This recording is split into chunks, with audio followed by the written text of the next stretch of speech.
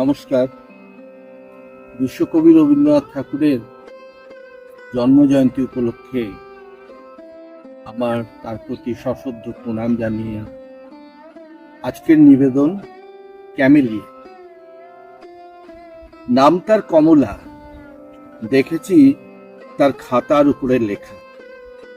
সে চলেছিল ট্রামে তার ভাইকে নিয়ে কলেজের রাস্তায়। আমি ছিলেন পিছনের বেঞ্চিতে।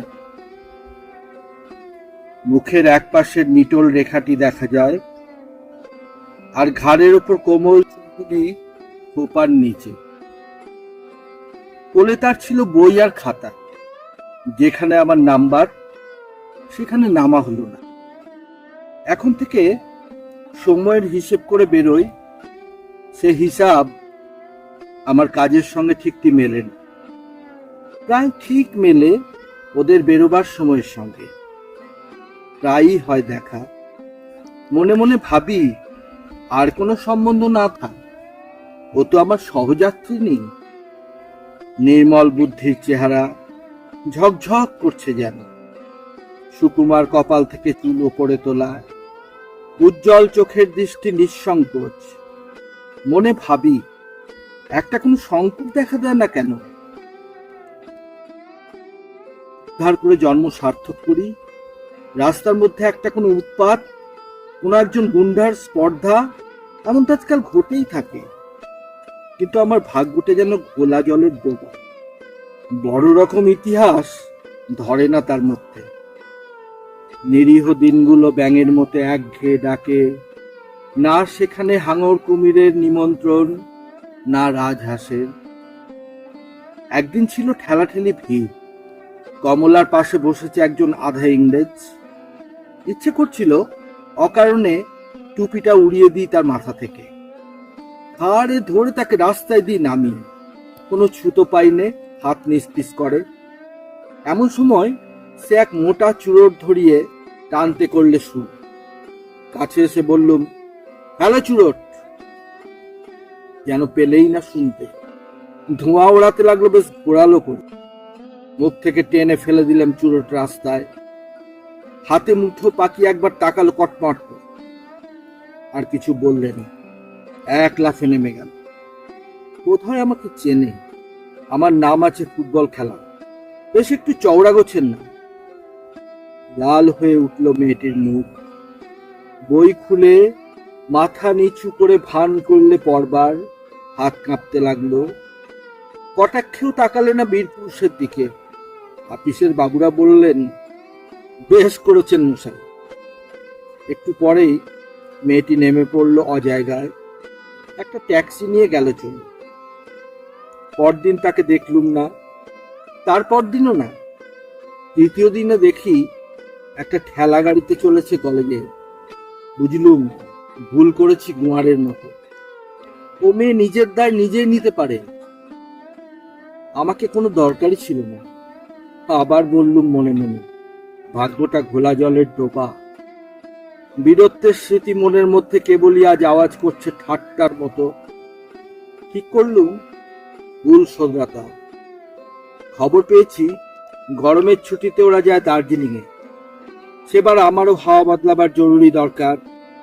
ওদের ছোট্ট বাসা, নাম দিয়েছে মতিয়া।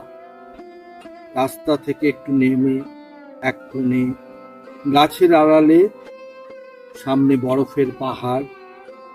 শোনা গেল আসবে না এবার। ফিরবো মনে করছি। এমন সময় আমার এক ভক্তের সঙ্গে দেখা।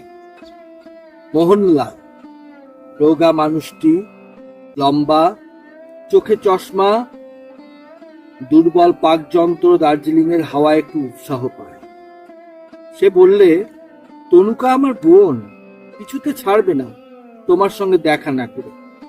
মেয়েটি ছায়ার মতো, দেহ যতটুকু না হলে নয় ততটুকু। যতটা পড়াশোনায় ঝোঁক, আহারে ততটা নয়। ফুটবলের সর্দারের পরে তাই এত অদ্ভুত ভক্তি। মনে করলে আলাপ করতে এসেছি সে আমার দুর্লভ দয়া। হায় রে ভাগ্যের খেলা।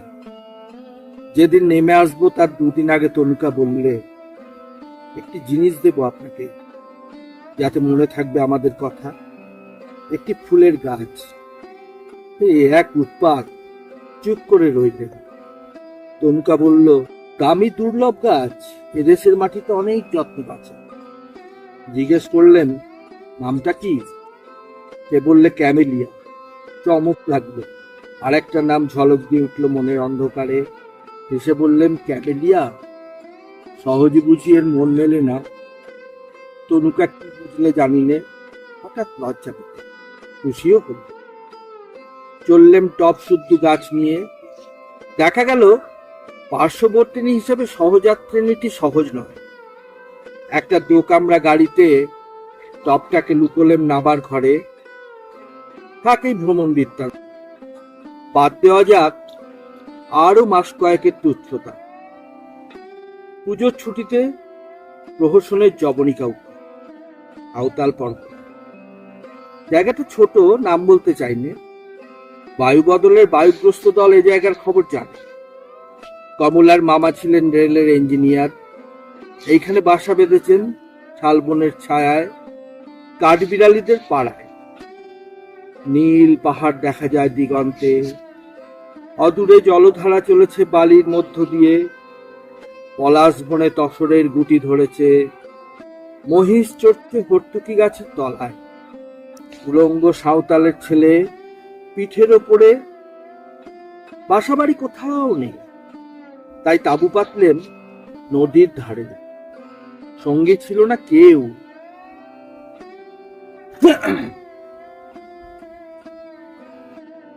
কমলা এসেছে মাকে নিয়ে রোদ উঠবার আগে।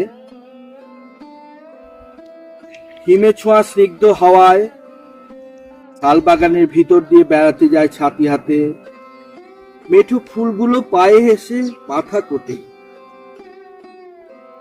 কিন্তু সে কি চেয়ে দেখে? অল্প জল নদী পায়ে হেঁটে পেরিয়ে যায় ওপারে। সেখানে শিশু গাছের তলায় বই পড়ে। আর আমাকে সে যে চিনেছে তা জানলে মামাকে লক্ষ্য করে না বলে।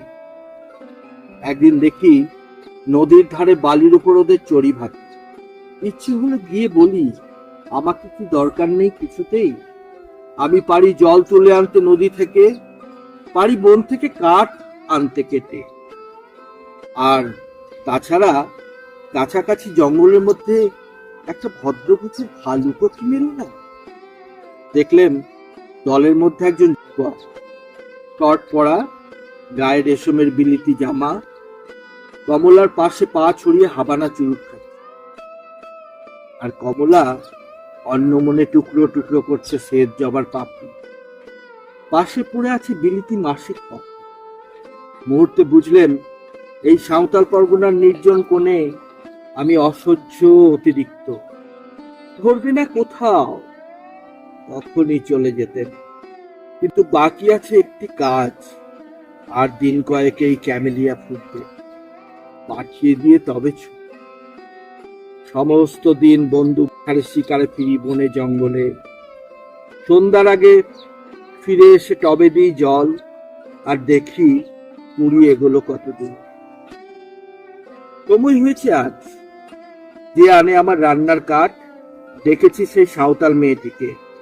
তার হাত দিয়ে পাঠাবো শাল পাতার পাত্রে। তাঁবুর মধ্যে বসে তখন পড়ছি ডিটেকটিভ গল্প। বাইরে থেকে মিষ্টি সুরে আওয়াজ এলো, বাবু ডেকেছিস কেনে? বেরিয়ে এসে দেখি ক্যামেলিয়া, সাঁওতাল মেয়ের কালো গালের ওপর আলো করেছে। সে আবার জিজ্ঞেস করলো, ডেকেছিস কেনে? আমি বললেন, এই জন্যেই। তারপরে ফিরে এলেন কলকাতায়।